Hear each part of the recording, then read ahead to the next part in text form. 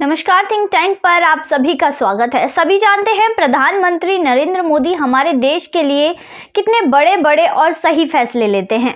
वहीं मोदी जी इन सारे फैसलों में सिर्फ और सिर्फ देश की तरक्की के बारे में ही सोचते हैं। पर अब एक और बड़ा फैसला जो प्रधानमंत्री नरेंद्र मोदी हमारे देश के लिए लेने वाले हैं, जिससे मुसलमान फिर से सड़कों पर आ सकते हैं। क्योंकि नरेंद्र मोदी जी जो भी काम करते हैं ऐसे करते हैं कि जैसे कि उनके पास लिमिटेड टाइम है और उन्हें पिछले जो बीते हुए 70 साल हैं उनमें जो बाकी नेता नहीं कर पाए, वो सोचते हैं कि मैं उसमें सुधार करूं और अपने देश को आगे लेकर बढ़ूं। तो हाल ही में एक बड़ा फैसला जो उन्होंने पहले लिया था, हमेशा से ही ये लोग इसी तरह सरकार के फैसलों का अनादर करते हैं, उन्हें समझते नहीं है और उससे पहले ही विरोध करने लगते हैं। जैसे कि कानून, जो कृषि कानून है, 3 कृषि कानून का जो बड़ा फैसला लिया गया था, जिसके बाद ये लोग सड़कों पर उतर आए, इन्होंने हंगामा किया, जिसके बाद 3 कृषि कानून को वापस लेना पड़ा। ये लोग बोलते हैं कि जो मोदी सरकार है, बीजेपी सरकार है, ये किसानों के खिलाफ है, किसानों का ध्यान नहीं रखती। बावजूद उसके 3 कृषि कानून वापस हो गया, फिर भी आज भी मोदी सरकार इन किसानों के अकाउंट में आज भी पैसे भेज रही है और एमएसपी दिन पर दिन बढ़ा रही है। तो जो लोग बोलते हैं कि मोदी सरकार किसानों के खिलाफ है, तो ऐसा बिल्कुल भी नहीं है। अब दूसरा बड़ा फैसला जो मोदी सरकार लेने वाली है, प्रधानमंत्री नरेंद्र मोदी जी लेने वाले हैं, वो क्या है? दरअसल प्रधानमंत्री जी नरेंद्र मोदी जी बहुत ही बड़ी आशंका है कि साल 2024 से पहले वो देश में यूनिफॉर्म सिविल कोड लेकर आ जाएंगे। क्योंकि कुछ दिन पहले संसद में एक बहस के दौरान कानून मंत्री ने ये कहा था कि जो बीजेपी का यूनिफॉर्म सिविल कोड है, उसको सरकार को उस पर स्टैंड जरूर लेना चाहिए। और यही नहीं, दिल्ली हाईकोर्ट में भी ये मसला चल रहा था। तब इसके बाद सरकार ने कहा कि पार्लियामेंट को ये कानून बनाने दो, इसके बाद हम लॉ कमीशन की रिपोर्ट का इंतजार करेंगे।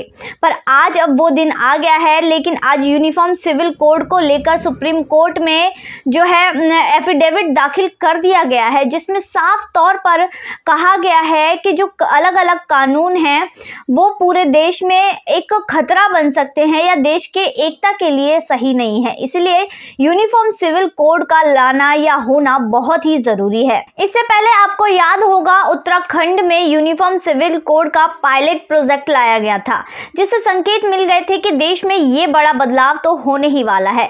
वहीं दूसरी तरफ बीजेपी सरकार यानी कि नरेंद्र मोदी सरकार ऐसी सरकार है जो कभी भी झूठे वादे नहीं करती। वो चुनावी वादे नहीं करती जिस तरह की और पार्टियां करती हैं। वो जो भी वादा करते हैं उसको पूरा करते हैं। जैसे कि कई वादे उन्होंने किए थे, जैसे कि आपको याद होगा 370 हटाएंगे, तो 370 भी कश्मीर से हटाई गई। वहीं दूसरी तरफ आपको याद होगा राम मंदिर का मामला, अयोध्या में राम मंदिर का भव्य निर्माण किया जा रहा है।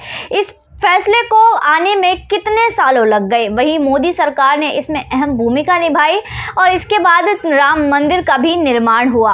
वहीं दूसरी तरफ और भी वादे थे, जैसे कि ट्रिपल तलाक, महिलाओं का मामला था, इसलिए इस पर भी जल्द से जल्द फैसला लिया गया।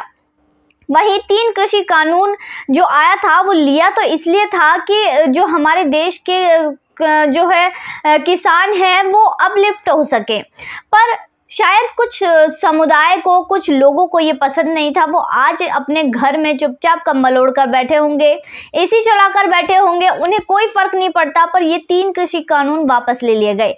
पर नरेंद्र मोदी सरकार ऐसे बैठने वाले में से नहीं है। सभी को पता है ये कानून लौटकर जरूर आएंगे।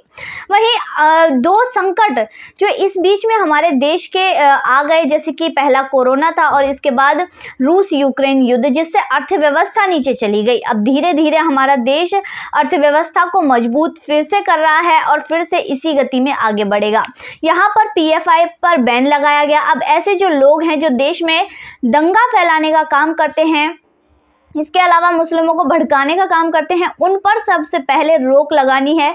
इसलिए पीएफआई पर जिस तरह से एक्शन हो रहा है वो बहुत ही बड़ा जो बदलाव है, जो आने वाले बदलाव के लिए बहुत ही ज़रूरी था, तो वो हो रहा है। तो आने वाले समय में बिल्कुल संभव है कि 2024 के चुनाव से पहले देश में यूनिफॉर्म सिविल कोड लागू हो जाएगा और ये हमारे देश की एकता अखंडता के लिए बहुत ही ज़रूरी है। तो आज की वीडियो में बस इतना ही, फिर मुलाकात होगी ऐसी ही इंटरेस्टिंग वीडियो के साथ। तब तक के लिए देखते रहिए थिंक टैंक।